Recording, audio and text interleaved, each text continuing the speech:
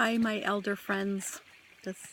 Just come today to share some with you, and just welcome you to my backyard here. And we might get visited by a kitty or two while I'm speaking. When I was noticing that I was resisting making this video, I was holding that I was supposed to make a do-over, tell you what I said and what I remember other people saying, and realized that the beauty of this time in my life is that I don't have to do that anymore.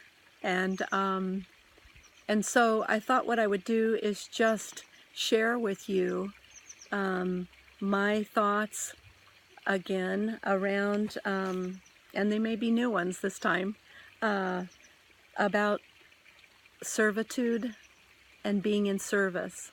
I feel really strongly what an important distinction it is to make around these two states, these two ways of being. And I want to share some of that with you and hear your thoughts about it. Or maybe it would be reading your thoughts about it on our Facebook page. I also realized too that when I'm doing this class with you, I have a kind of general outline about what I want to share. And then I realize that other things kind of take over and come in that I had not planned. And sometimes I don't remember what they are. So this is going to be fresh and given to you from this moment. And just want to give thanks for the fact that I can sit here and do this with you, and that some of you will find the time to listen and take in some of this and share back what it means for you and how you interact with it. That would be really a gift to me and expand my understanding too. So the journal promptings in the email that was sent out, I felt were really potent as a way to center the teachings around, and I really specifically put in the Webster's Dictionary of servitude and service. Words have a way of, when we define them, it gives us a common place to speak from. And then we can take off from there based on our own personal experience with them and like that. So, so servitude, that state of enslavement, being subjugated or subjected to being in subordination within a relationship, indenture, obedience, slavery, all of those are the words that came up in my Webster's Dictionary search around servitude. And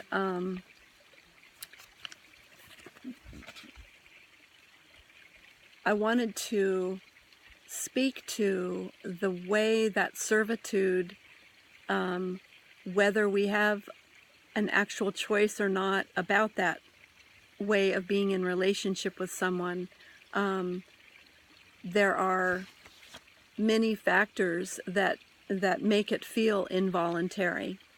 And I'd like to give you an example of my eldest sister who I spoke to over the weekend, and she was really on my mind and thinking about this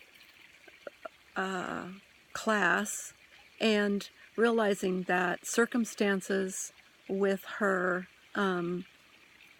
physically in this situation she has had an illness, lupus actually, for most of her life, and has been basically taken care of financially by my mother until she died, and then she moved in with her daughter, and has been financially, emotionally, physically taken care of by her sister, by her daughter.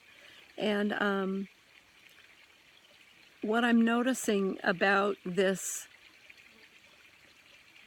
set of circumstances for her is that she really, at times, is not emotionally well taken care of there. And it's a sorrow in my heart about that.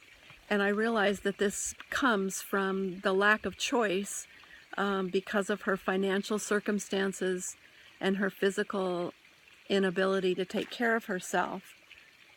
So it really puts her in a situation where she is indentured to them and to their way of life, which is very different from her own desire to live very spiritually oriented and eat a vegetarian diet and that kind of thing. So within that, I'm realizing that this is really a very common thing for many people when they get to a certain elder state, and that very fact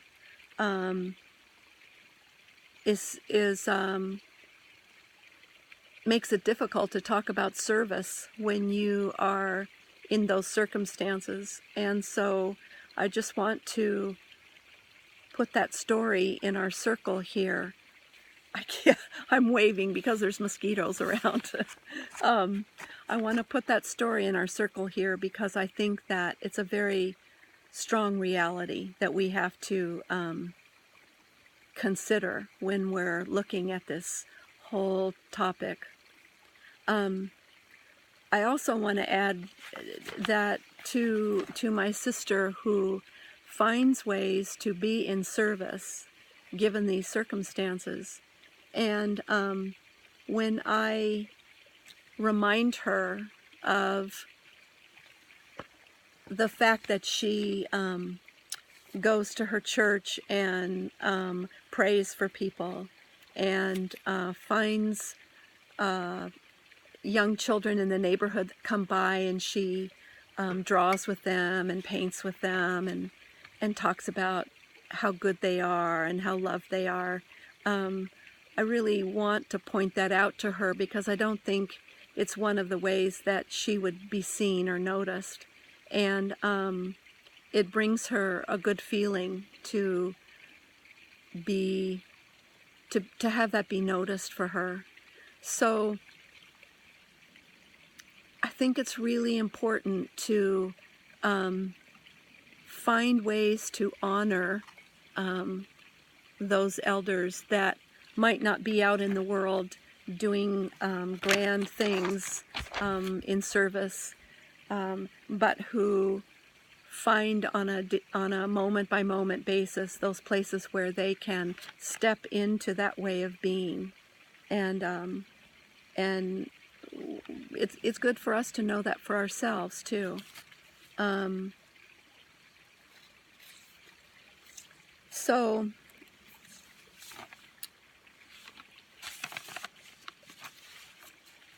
then I want to look at what it means to be in service, and looking at the dictionary definition of that again is to be helpful, to be of use, benefit others, work that is performed that is of benefit to others.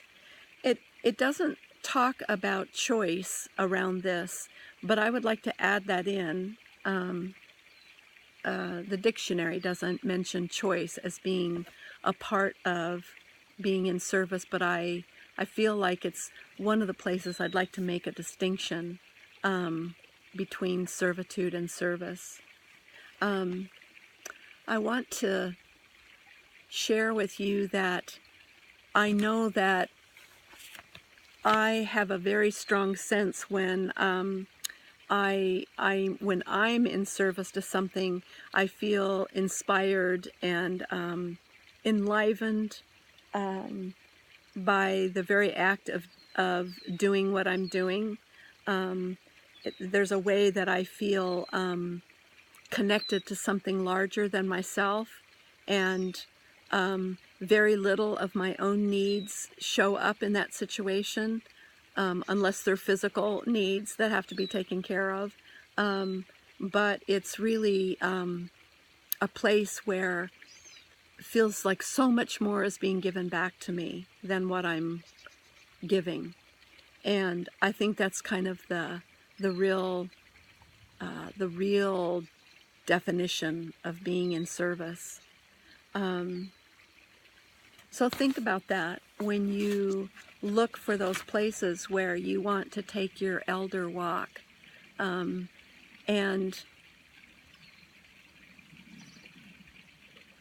you already have a sense of those places where you feel joy and connection, and around, it might be with certain people and the things that they're building and doing, or it may be with a cause. It may be through politics, like our presidential election right now has been really inspiring for some counterbalance of the real craziness in the Republican Party that's coming forth. So it might be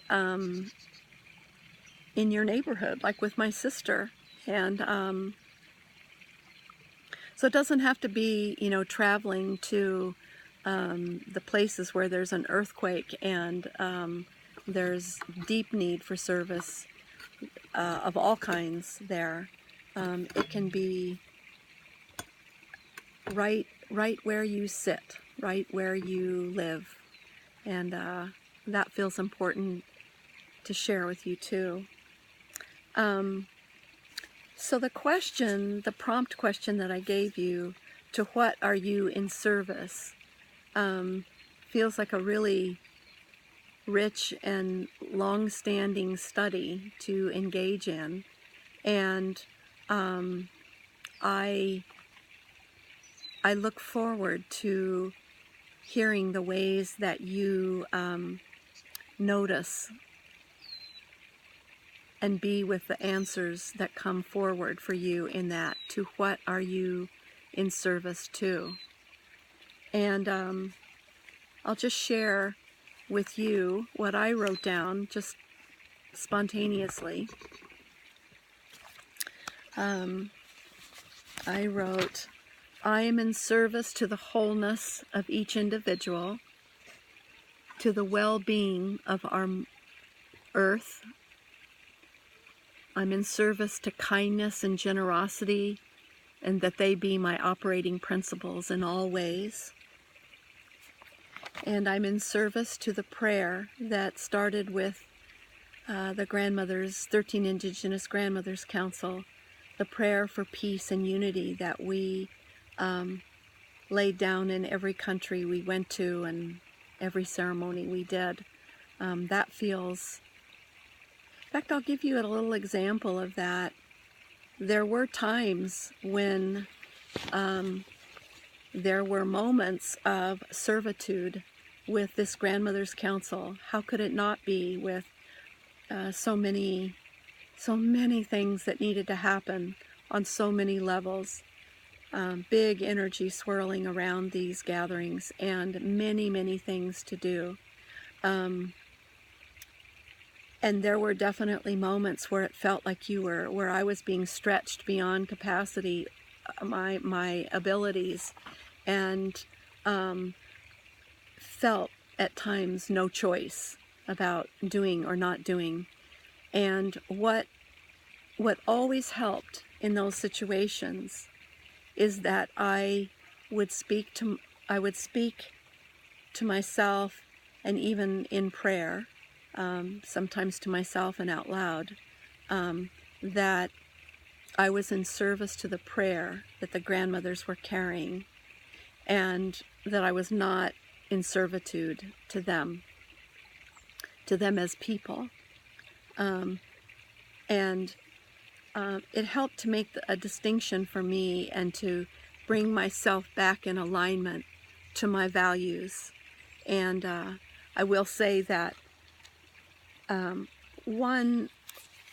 couple things about service that are really important to remember is that when you that you are not truly in service unless it is completely aligned with your values and your walk. And sometimes you do it for a while until that lines up, or until you really know specifically that this aligns with your values. And when you do it for a while and it doesn't, it's okay to step away and say, this isn't where I place, my values don't line up here, and so I'm not going to further my relationship among this group, or with this group of people. It has to be a sense of choice, and there might be moments where it doesn't feel like choice, as I just described, but to make it clear what you're in service to. Sometimes in an organization that can come up, or political activities, and just remind yourself of what you're in service to, and that carries you and brings you back to an alignment again of what you're doing, not only what you're doing, but why you're doing it. You know, and I was thinking about sometimes elders give teachings that, specifically Native American elders, have spoken things to me at times that were almost like a little bird coming in and dropping it right in my space, and then they fly off again. And it seemed at the time confusing, or the image that they gave, or the story. Lots of times the teachings come through story. Sometimes they were given so indirectly that I was not clearly getting what it was that they wanted to communicate. And I always was fascinated by that. It intrigued me that, and would stay with me for days and weeks, sometimes years. The story would circle around until an experience that I was having, it would line up with that. And so I want to share with you that what I learned about that way of passing on wisdom was that they weren't attached to my getting it, or anyone else there that they were giving this piece to. They weren't attached to us saying, oh, thank you for that great wisdom. They weren't, their egos were not attached to having us take it and rearrange what we were doing. Sometimes probably just the look on my face would be enough feedback for them that they knew that I would chew on this for quite a while. So when you're in a situation, when you put on your elder hat and you enter into a situation where that possibility of providing some guidance, some wisdom, some broader perspective, think about how to do that in a way that it lands more broadly than specifically. Think about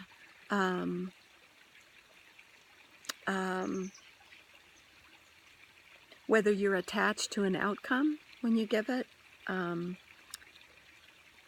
Think about whether you have an expectation that there be some reciprocity around it. I think being in service is really doing something without an agenda, not knowing how it'll land with people necessarily. And I pull forth our teachings from behind us around our voice, and how exercising it now is just so critical in our time to be doing that. And I give so much thanks to you for sitting and being with this material with me and stretching yourself into places that you may not have gone before. The whole piece around grief was an uncomfortable week for me, and so much going on, and yet it felt just so precious to have you join me in that place, and knowing that you were working this material with me too. So I